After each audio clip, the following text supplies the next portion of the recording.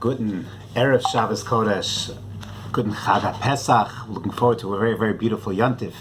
And one of the themes of the Haggadah that we see the Gemara in Maseches Pesachim towards the end of the Masechet discusses Machlokas Rav and Shmuel.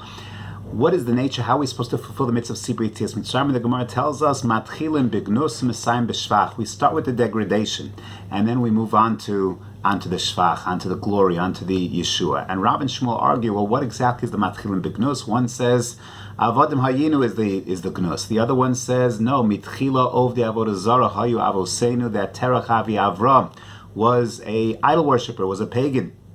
And of course, we integrate both of these ideas into the Haggadah. Avodim Hayinu, of course, Mitchila Ovdei Avodah Zara Hayu Avosenu. And indeed, if that's the Gnus, then what's the Shvach? So once again, the Shvach is going to be, according to Avodim Hayinu, the Shvach is Yetzias Mitzrayim, is Kriyas Yamsuf, is when we were taken out of slavery.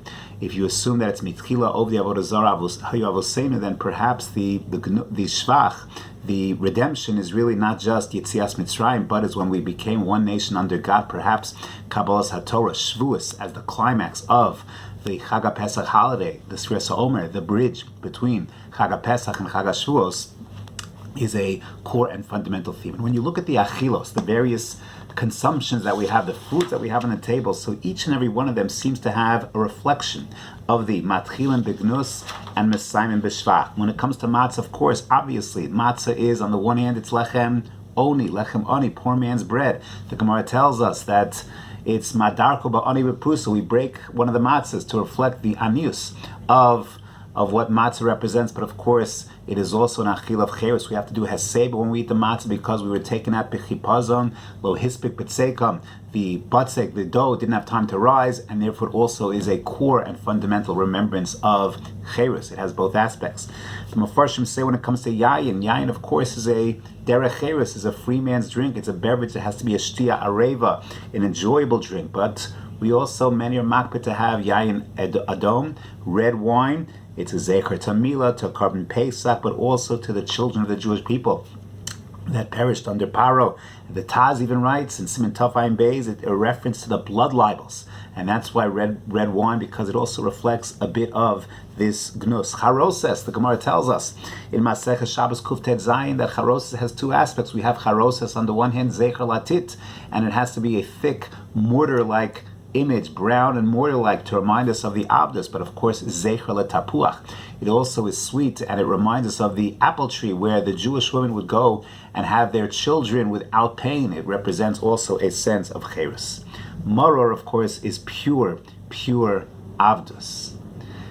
Even maror, the Gemara tells us, is we use maror chasa, we use romaine lettuce. The Gemara says because HaKadosh Baruch Hu was chas on his children, had a sense of Rachmanas on his children. But even if you assume Mara is pure Mariras, no Heseba, you don't go ahead and lean when it comes to Mara. Yeah, but Mara today is only Dirabanan. Why? Because it's only De'oraisa when you eat it with the Carbon Pesach. You see, Carbon Pesach and Mara are foils of each other. Carbon Pesach is pure cheres. Mara is pure, perhaps Mariras, but they're eaten together, they balance each other out as long as you don't have a Carbon Pesach, unfortunately.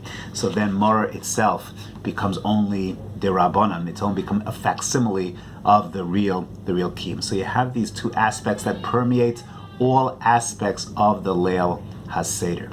And in fact, it's not just, the Leil HaSeder is not just, and Rav Soloveitchik points out, it's not just a story of what happened in Mitzrayim. When we say V'hisha Amda, that every single generation, Om Dem Aleinu L'chalosenu, that every generation are those who want to destroy us, who want to be mishabed us, who want to bring us down. And one of the core themes of the Leil HaSeder is, despite all of those challenges, despite that constant battle that we find, there's an emunah, that what tonight is all about, what the Seder is all about, is an emunah, a bitachon, that despite everything, Hashem is going to redeem us. Just like He redeemed us then, He will redeem us again. And there'll be a time when, yes, we have four kosos representing the Arba Lashonos of Geula, but we all know there's a fifth Lashon. There's the fifth Lashon of the Hevesi. And of course, there is a fifth cup as well. It's the Kol Shel Eliyahu. And yes, we don't drink that cup, but we have it there. We bring it to the table. And it's there to teach us and to tell us that, yes, despite the fact we might currently Every generation has its gnus, has its trials, has its tribulations. Understand, matchilim bignus, u'mesayim b'shvach. When the Gemara tells us that mitchila ov de avodah zarah hayavosenu, it's all of the tsaros.